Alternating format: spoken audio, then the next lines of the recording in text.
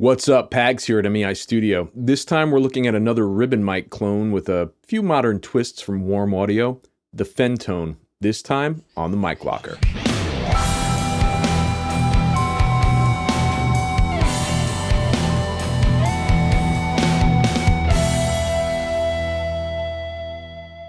Greetings and welcome back. If you're new here, we look at the history behind the gear we test out in the studio to get a little better understanding of where the tools we use come from. We've looked at the history of Warm Audio and have covered a few of their mics in the past.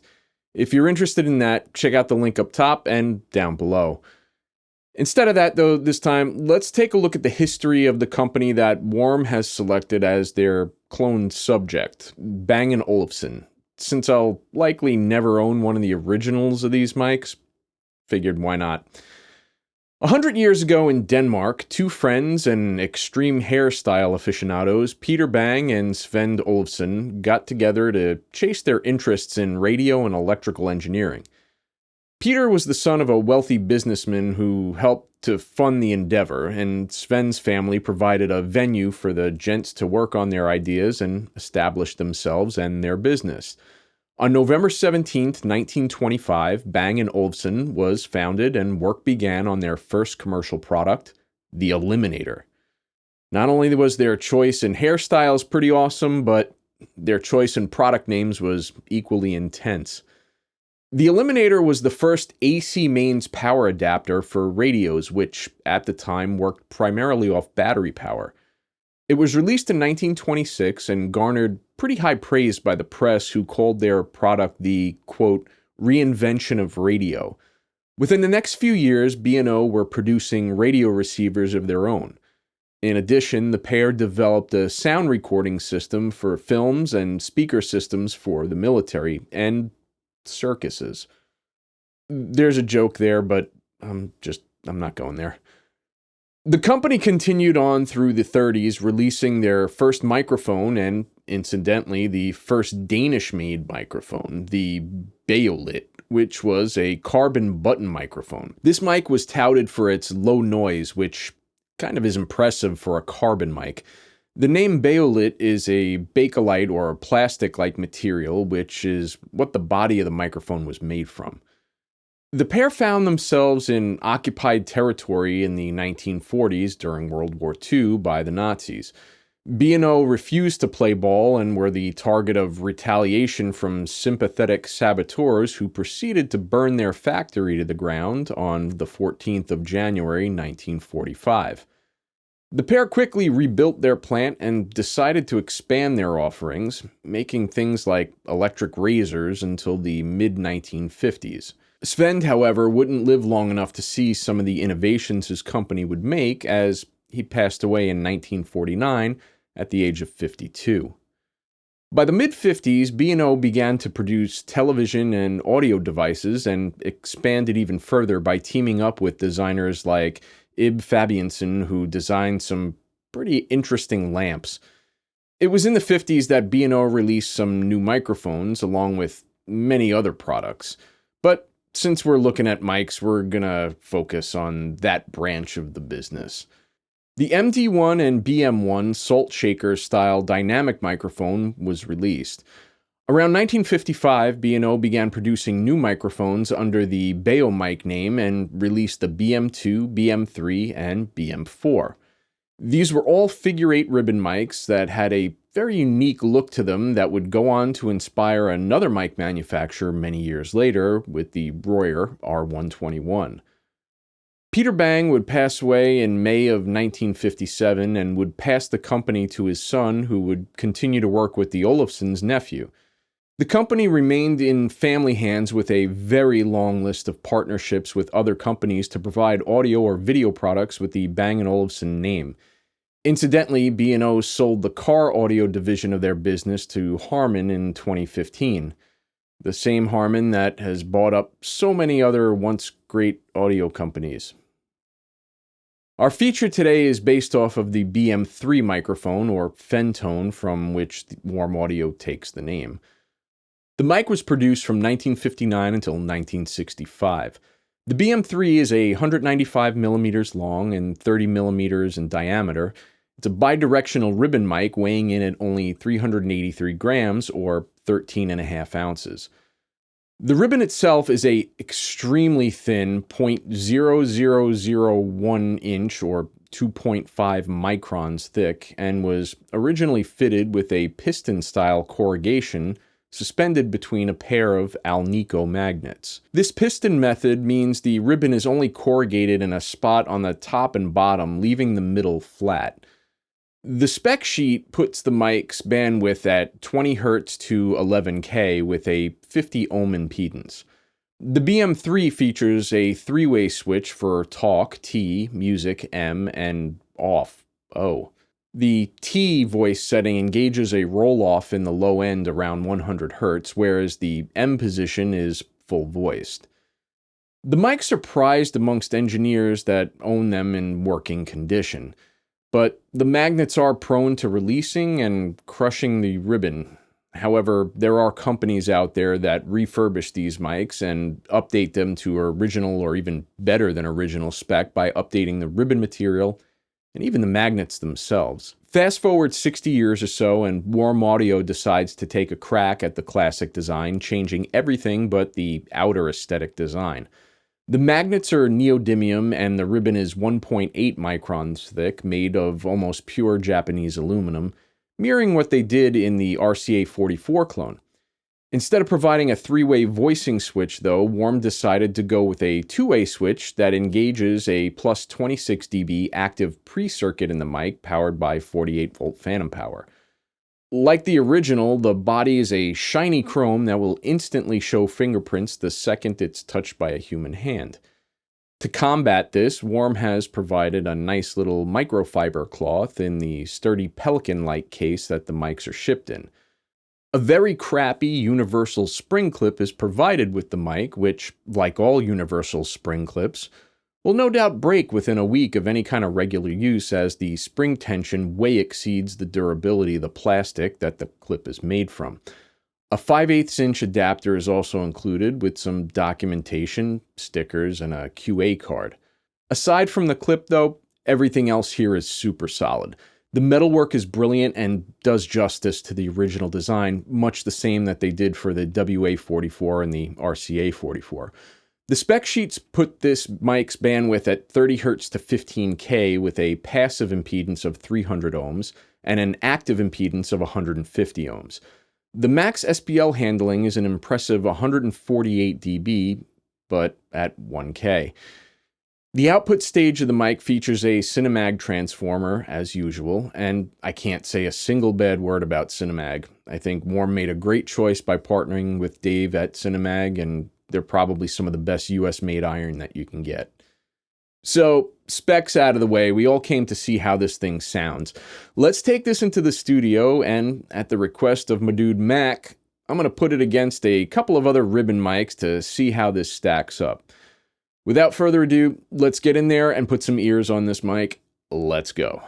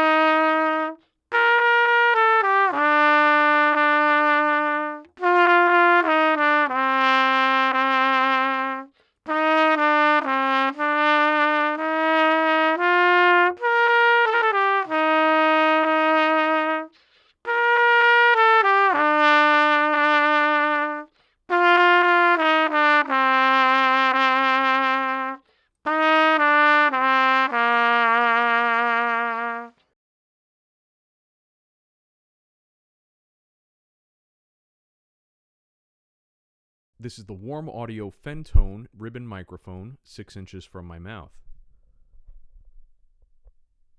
This is the Fentone 90 degrees off axis in the null point. This is the rear of the Warm Audio Fentone, and this is the front of the Warm Audio Fentone ribbon microphone. Peter Piper picked a peck of pickled pineapple pizzas. Peter Piper picked a peck of pickled pineapple pizzas.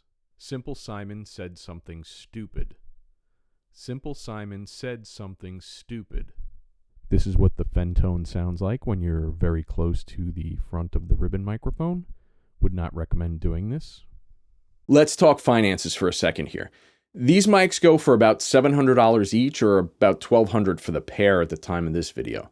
By comparison, the Royer R10 is about $100 less, and the R121 is more than double the price at around $1,500 USD for one. I would have liked to have seen this mic at or below the R10 price point. The WA44 is going for around $1,200, which, let's be honest, is a way more complex build. Original BM3s hit the used market every so often, selling usually for less than $700. So if I can get an original for less than the clone, and yes, that's a big if since they don't come up that often, why would I go for this? Well, first, they don't come up all that often, and many times the ones that do haven't been modded, and they're almost certainly going to need a little bit of work. If you're into doing that and can facilitate that yourself, you're good to go, but if you're going to wind up paying someone else to do it, you're probably looking around the same price as the Warm Fentone anyway. So toss in the mic activator and it really isn't looking like a bad deal. The Royer R10 plus a popular brand mic activator gets you in the same price point. So sound-wise, yeah, they're a bit different. My only negative really is the clip. I would have rather seen a more robust clip or even a shock mount clip a la the Audio-Technica one that I use for my R121 than the clip that's provided.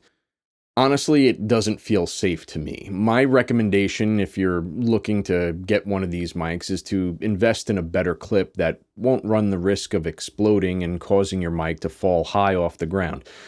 What did you think of the sound of the Fentone versus the other mics? Is the Fentone a worthy adversary to the R10 or the R121, or even the WA44 for that matter?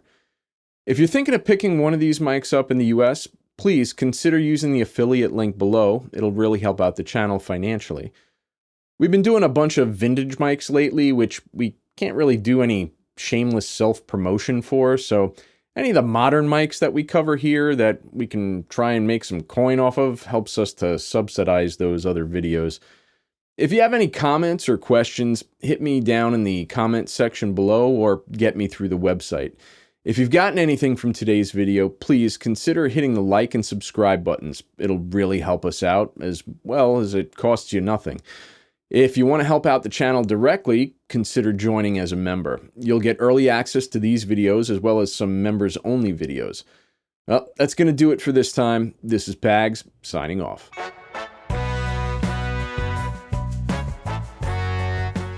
Tools we use come from.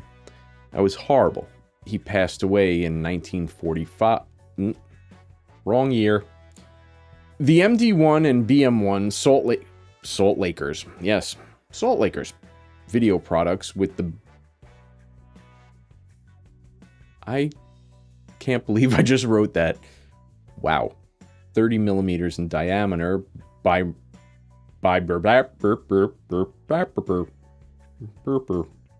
this Pithton method. Ooh, super. Fast forward 60 years or so and Warm Audio. All right, my teleprompter is just completely dead right now.